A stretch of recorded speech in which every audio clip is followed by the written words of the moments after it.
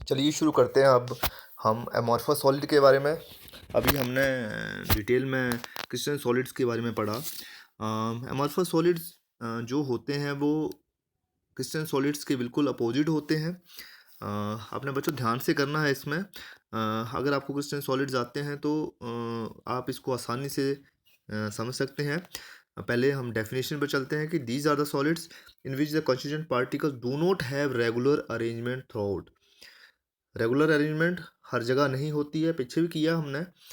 Due to the reason these have irregular shape. अब arrangement सही नहीं होगी तो शेप भी सही से नहीं बनेगी। आगे लिखता है ये कि they do not have long range order. ये लंबे नहीं जाते हैं, लॉन्ग रेंज ऑर्डर नहीं होती है इनकी। And they have also tendency to flow like liquids of high viscosity. अब ये थोड़ा सा एडिशन में है कि है तो ये सॉलिड, बिल्कुल सॉलिड होते हैं, ये रिजिड होते हैं, लेकिन इनमें जो टेंडेंसी होती है वो अगर आप मॉलिक्यूलर लेवल से एटॉमिक लेवल पर जाएं तो आप देखेंगे कि इनके बीच में जो गैप्स होते हैं, गैप्स के कारण ये मूव होते हुए लगते हैं। एटॉमिक लेवल में ये मूव होते हुए लगते हैं।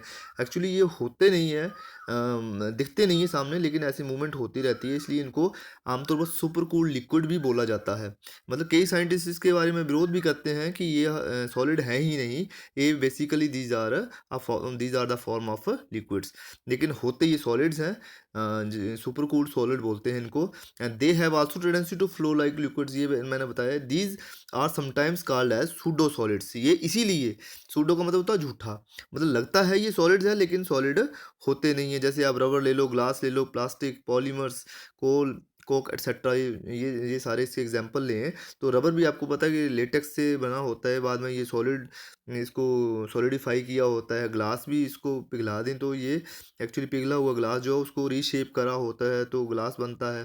प्लास्टिक जितने भी आपके प्लास्टिक पॉलीमर्स हैं तो इनको सूडो सॉलिड इसलिए बोलते हैं कि लगते ये सॉलिड है लेकिन होते नहीं है। और कारण आपको पता लग गया कि इरेगुलर अरेंजमेंट होती है इनकी, लॉन्ग रेंज नहीं होती है इनमें इनमें तो इसके कारण अब इसकी जो हम लोग कुछ प्रॉपर्टीज़ करेंगे, प्रॉपर्टीज़ ऑफ अमोर्फस लिक्विड्स।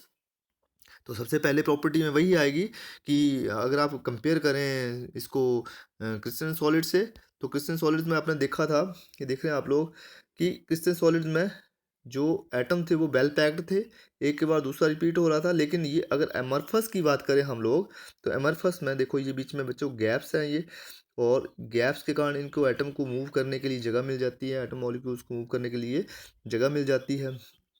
तो यही इसमें फ़र्क है। और दूसरा इसमें शॉर्ट रेंज, आप देख रहे हैं कि रेंज जो है वो शॉर्ट है। मतलब यहाँ शॉर्ट रेंज का मतलब ये होता है कि ये ज़्यादा आगे तक नहीं बढ़ पाते। जैसे ये एक एक लंबी रेंज बना रहे हैं, ये लंबी रेंज बन रही है, ये आके कुछ एक इस तक टूट जाते हैं, ये कुछ हद तक चलते हैं और फिर टूट जाते हैं। यही इसकी बेसिक प्रॉब्लम है। चलिए इसकी सेकंड प्रॉपर्टी करते हैं हम लोग, rise of range of melting point. Range of melting point आपने देखा था कि पीछे हमने जो किए थे उसमें रेंज ऑफ मेल्टिंग पॉइंट में हमने स्पेसिफिक टेम्परेचर पे एक शार्प मेल्टिंग पॉइंट होता था क्रिस्टल सॉलिड का। जैसे कि सोडियम क्लोराइड मैंने आपको बताया था कि 801 डिग्री सेंटीग्रेड पर एकदम से पिघलना शुरू कर देता है। डायमंड जो है वो 3550 सेंटीग्रेड पर पिघलना शुरू कर देता है। एक उसकी एक शार्प था, मतलब उससे आगे पीछे नहीं होता है ये।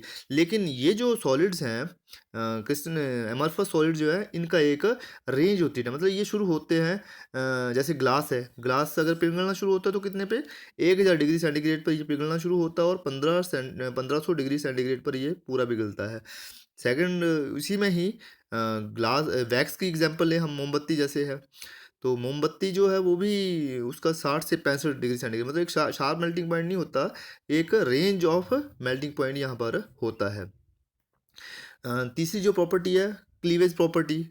क्लीवेज प्रॉपर्टी अगर आप एग्जांपल ले रबर का एग्जांपल लें या फिर ग्लास का एग्जांपल लें। बच्चों आपने देखा होगा ग्लास की अगर बात करें, ये देख रहे हैं आप लोग ग्लास, मोमबत्ती देख लो, मोमबत्ती जब पिघलना शुरू करती है तो क्या होता है, यहाँ देख रहे हैं आप, मोमबत्ती पिघलना शुरू होती है तो ये जब एटॉमिक लेवल पे आती है तो देखो इसकी कोई शेप नहीं होती है।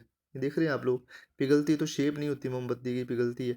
ग्लास भी जैसे टूटता है तो इसके जो है वो अलग अलग पार्ट्स में, उनकी जो जब टूटते हैं बिखरते हैं तो उनका कोई शेप नहीं होती है। उसके विपरीत अगर आप क्रिस्टल सॉलिड्स की बात करें तो क्रिस्टल सॉलिड में आपने क्रिस्टल बनाया है, जैसे मैंने कॉपर सल्फेट का बताया था, उसको कितना पीस लेते हैं आप, पोटाश एल्यूम को कितने पीस लेते हैं, तो उसके जो क्रिस्टल बनते हैं बाद में वो शेप में होते हैं। लेकिन ये जो एमरफस सॉलिड्स हैं, इनके जो एटॉमिक लेवल में अगर जाएं तो ये बिल्कुल शेप में नहीं होते हैं। इनके क्रिस्टल जो है वो इनके जो शेप नहीं होती कोई भी इनकी, क्लीवेज इनकी सही नहीं होती है। आगे जो लास्ट प्रॉपर्टी है इसकी अमरफस सॉलिड्स की, वो है दैट इज आइसोट्रॉपिक नेचर। अब उसका क्या नेचर था, एनिसोट्रॉपिक नेचर, और इनका क्या है, आइसोट्रॉपिक नेचर। मतलब क्या है कि जो प्रॉपर्टी मैंने आपको बताई थी एनिसोट्रॉपी क्या थी, कि जो ऑप्टिकल प्रॉपर्टी जो थी वो रिफ्रैक्टिव इंडेक्स, और दूसरी थर्मल प्रॉपर्टी हीटिंग इफेक्ट जो था टेम्परेचर उसका, उस पर क्या इफेक्ट होता है, तो वो अलग अलग डायरेक्शन में क्रिस्टल सॉलिड में जो इफेक्ट होता था वो अलग अलग होता था। और यहाँ पर जो है इसका जो है वो आइसोट्रोपिक, आइसो मीन्स होता है, आइसो मीन्स सेम, आइसो का मतलब क्या होता है, सेम, और आइसोट्रोपिक मतलब सेम इफेक्ट। अगर आप देखें तो मतलब इस पे जो भी इफेक्ट होता है वो हर एक, अगर आप मान लो ग्लास को यहाँ से फोर्स लगाएंगे, मान लो कोई ग्लास है ये, और इसको आप फोर्स लगाते हैं, यहाँ से जो फोर्स लगाएंगे इस डायरेक्शन में फोर्स लगाएंगे वो भी सेम लगेगी, यहाँ से फोर्स लगाएंगे यहाँ भी सेम लगेगी, यहाँ से मतलब तीनों अगर करेंगे फोर्स, तो कहीं से भी आप किसी डायरेक्शन में लगाओ तो उसमें वो आइसोट्रोपिक मतलब सेम इफेक्ट होगा, किसी भी डायरेक्शन में है वो सेम इफेक्ट होगा, इस पर कोई फ़र्क नहीं पड़ेगा। लेकिन आपको पता है क्रिस्टल सॉलिड्स में क्योंकि उसका अलग अलग शार्प कोने होते हैं, उसके एंगल्स अलग अलग होते हैं, तो वहाँ पर जो रिफ्रैक्टिव इंडेक्स भी अलग आता है, और दूसरा उसमें जो है वो थर्मल कंडक्टिविटी उसकी अलग अलग होती है। लेकिन इनमें अमorphous सॉलिड्स में ऐसा नहीं होता है। तो ये बच्चों आपने यहाँ से आपने थर्मल कनेक्टिविटी और इसके बारे में आइसोट्रॉपी के बारे में आपने उम्मीद है आपने ध्यान से सुना होगा। क्रिस्टलिन और अमorphous सॉलिड्स को भी आपको बड़ी अच्छी तरह से पता लग गया होगा, लगना चाहिए।